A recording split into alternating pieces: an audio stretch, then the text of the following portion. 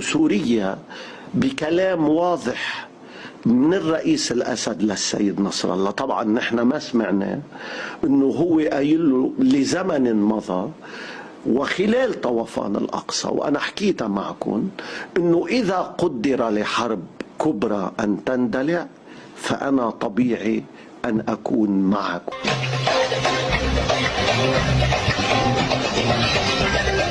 سوريا عم بحكي الرئيس الأسد، لأنه هون عم نحكي القائد العام للقوات المسلحة وضع معادلة بالطيارة بتفوت على هالمدى بدنا نسقطها.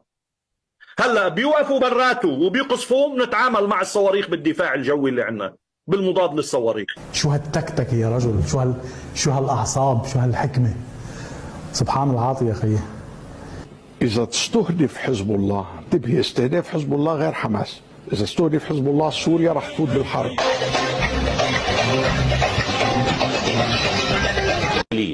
احنا سنضرب كمان البنى التحتية الإسرائيلية، سنضرب الماء والكهرباء، وسنضرب المطارات والموانئ، خليهم يسترجوا ويعتدوا عليه. الصواريخ انطلقت فرط صوت من إيران ودمرت كل القواعد والمطارات الإسرائيلية، حتضلها في الجو، يعني حتضلها تلف في الجو لما تسقط زي الذباب. يا خرا شنو هذا؟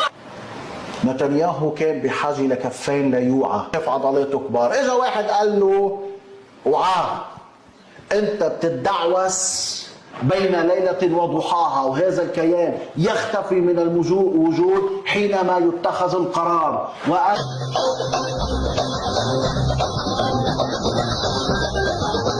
إذا وقعت هي الحرب نحن عليها بلحظة واحدة سيتم فتح آلاف مراكز الإيواء،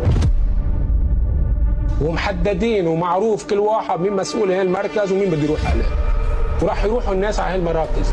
ما حدا جاي ينام عند حدا، وما حدا بحاجة لفضلة حدا.